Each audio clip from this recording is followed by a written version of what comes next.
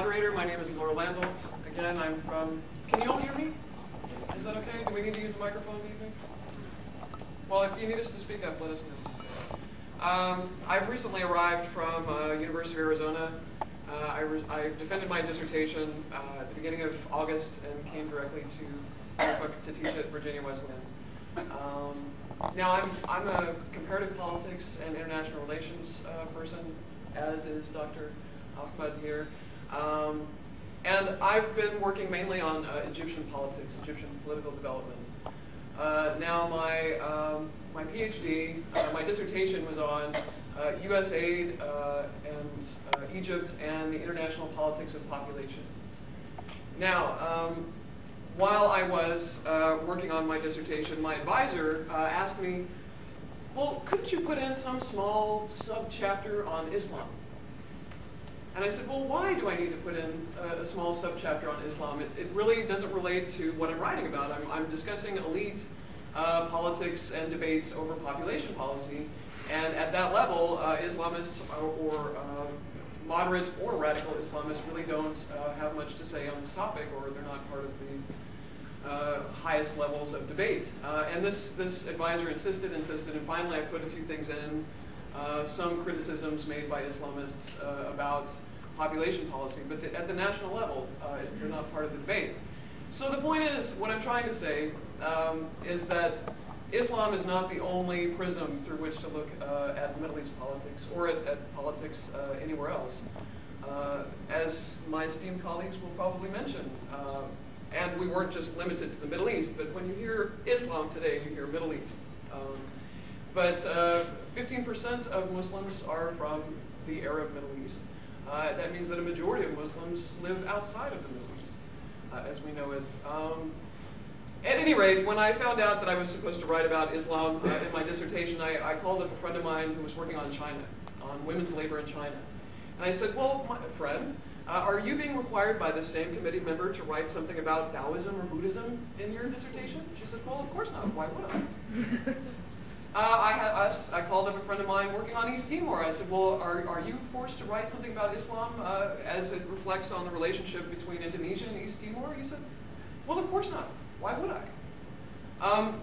So I caution us, anytime we discuss Islam, we must understand that again, it's only one small, not small, but one among many factors influencing the content of politics anywhere in the world. I'd like to also, before we start, just note that on the door of my office, the first thing I put up was a bumper sticker that said, "Islam is not the enemy." And it's aroused a lot of conversation. And again, sometime after September 11th, we still think that Islam is the enemy. And it's not Islam that's the enemy. We must think of other sources of anger towards the United States, other sources of anger that mobilize all kinds of terrorists throughout the world, be they Islamist or not. In fact, as some of the speakers might note, the Muslim Brotherhood in Egypt has played a profoundly positive and productive role in Egypt during the liberal period under British colonialism. The Muslim Brotherhood expanded political participation to include the middle classes and the lower classes. The Muslim Brotherhood has had a very salutary influence on democratization in Egypt. Again, just as Muslims from the Middle East are a small percentage of Muslims worldwide, so too are radical Islamists, a very small proportion of Muslims worldwide. I would just also like to mention Dr. Ahmed and I, Islamism for them is a political ideology.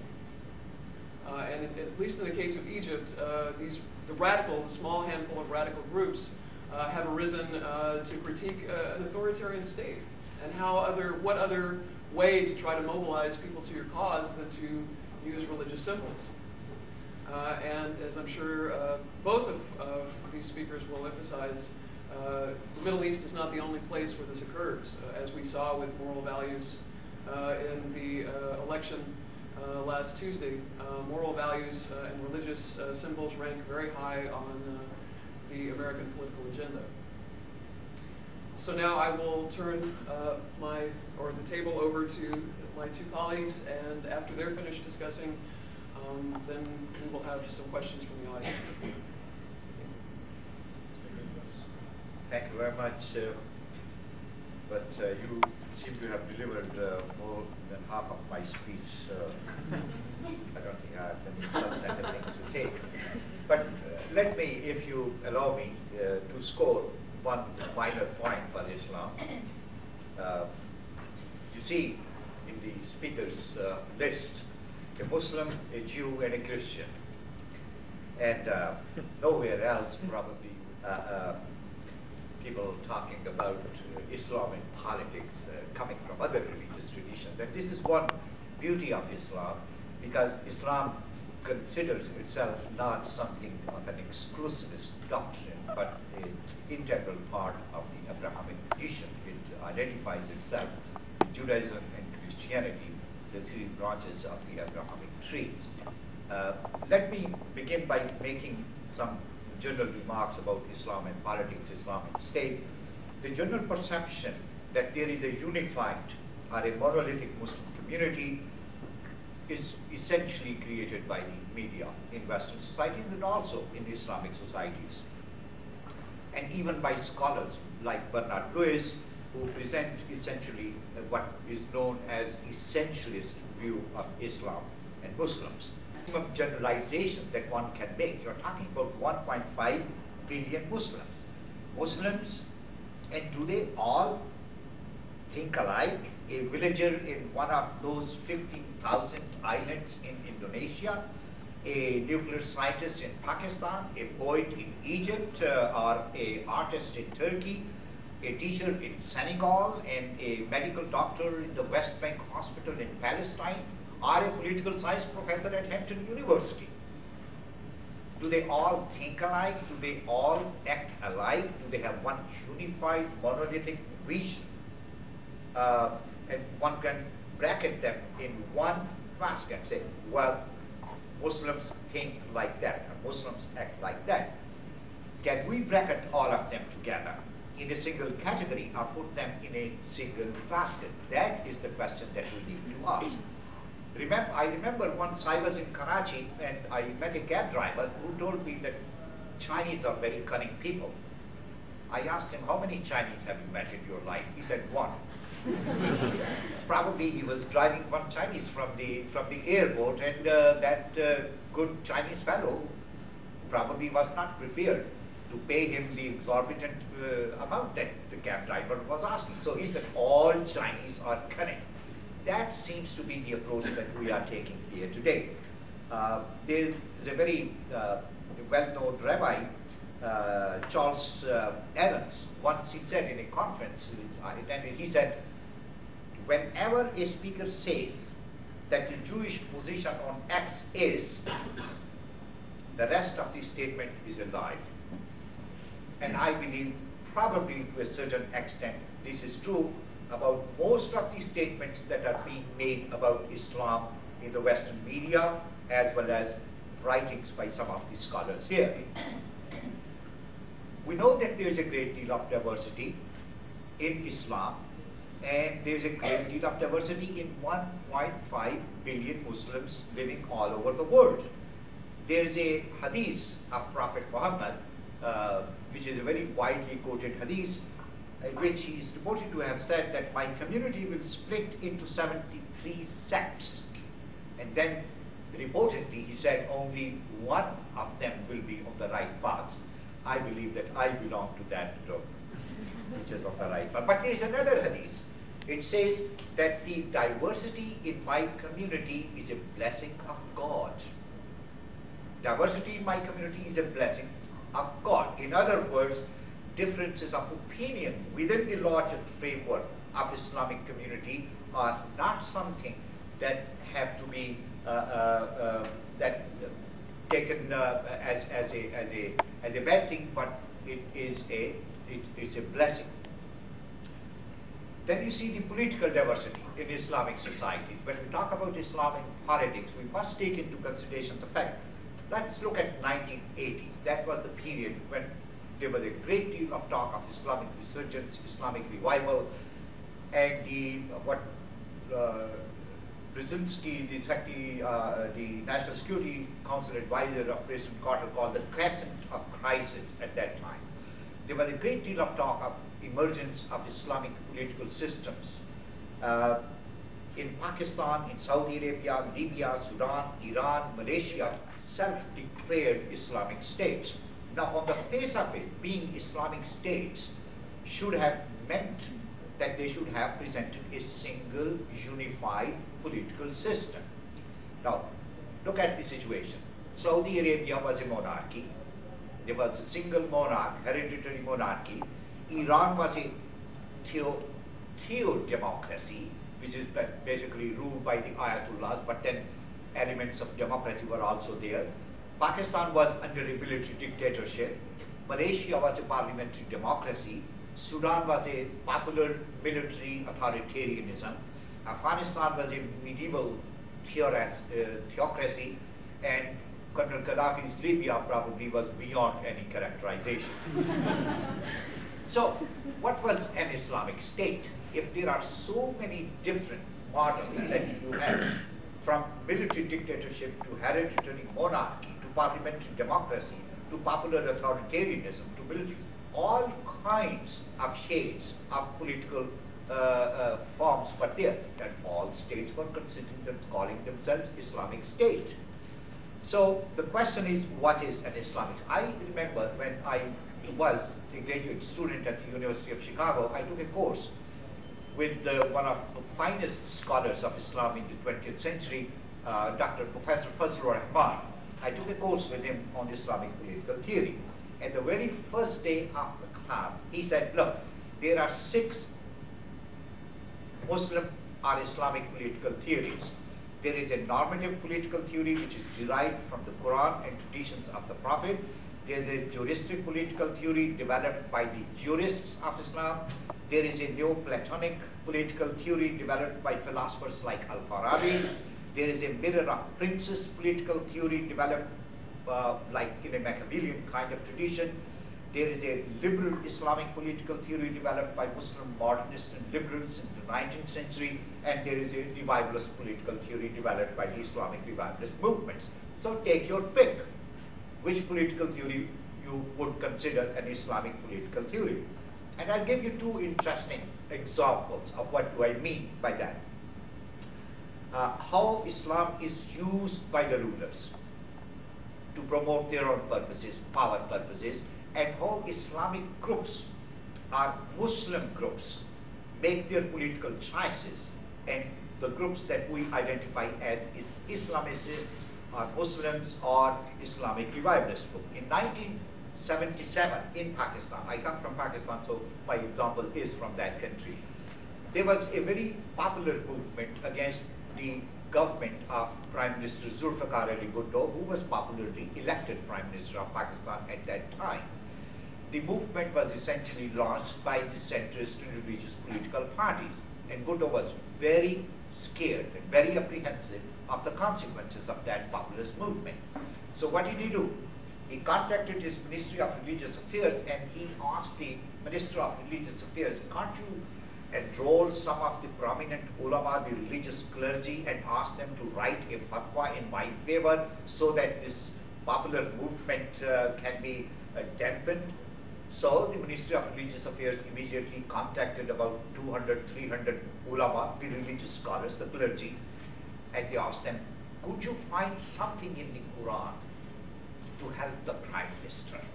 So they found something in the Quran, and they wrote a fatwa for Mr. Bhutto. And basically the fatwa said that it is un-Islamic to stage a rebellion against a legitimately constituted government. Unfortunately, before that fatwa could be delivered to Bhutto, the military coup took place and Bhutto was overthrown. So he couldn't use that fatwa. The guy who took over, the military dictator, General Zia-ul-Haq, he came to power in 1977. In 1982, another populist movement rose against the dictatorship of General Zia.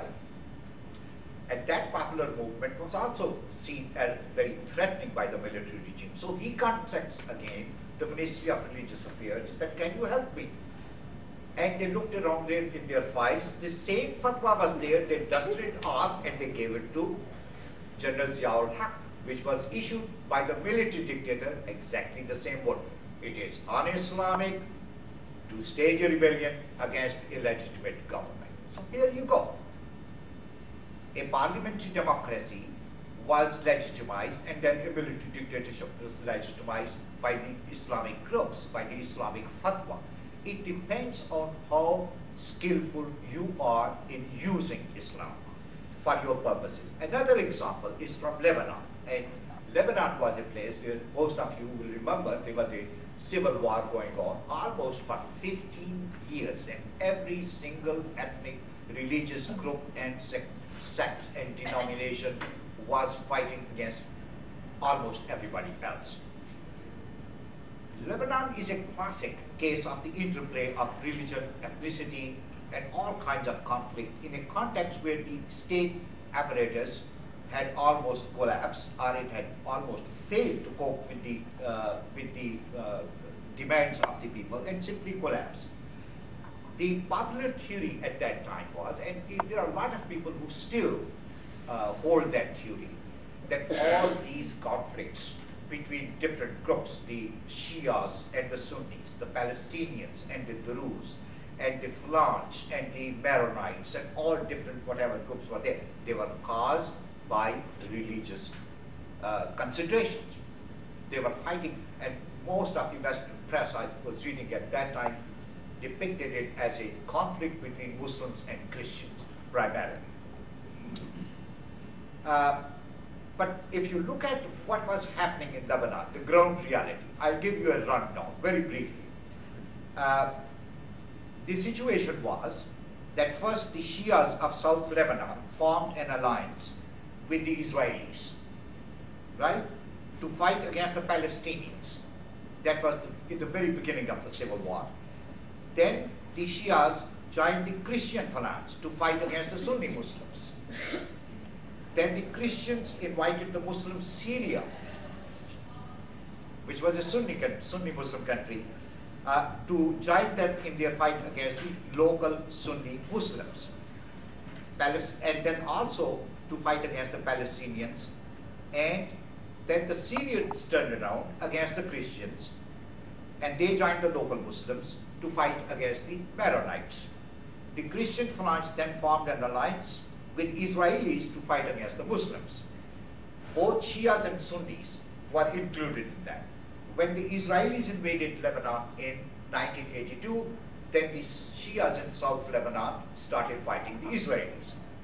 By this time, I think you are sufficiently confused to appreciate my point, which is that probably every single group changed its alliance at least 5 times during this period of 10 years. And every group was fighting against everything else. While I was here and I was reading the press, all press reports were telling one thing: it's a fight between the Christian and Muslims. If people realize what was going on in Lebanon.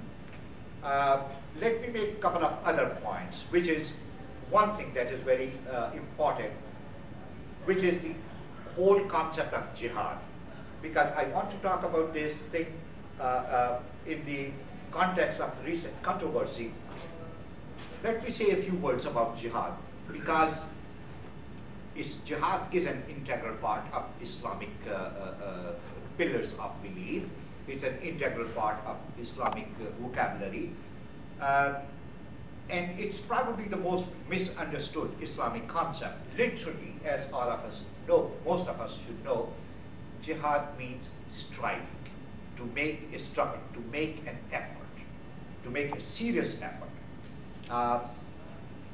It is not, the literal translation of jihad is not war or fighting. The Arabic words for fighting are 2 different words, which is qatal or harb. Jihad refers to the exertion of self in all direction, in every effort, and to act both in personal and collective activities to fulfill one's responsibilities to God and to society. Jihad is thus another name for worship in Islam. The Islamic use of the word is related essentially to striving, to make an effort. To interpret jihad, on the other hand, primarily as a war, as an offensive war, is human rights of not only of Muslims, but also of all human beings. Secondly, Islam justifies the use of war or jihad as a combat in defense of individuals and their properties, but only when all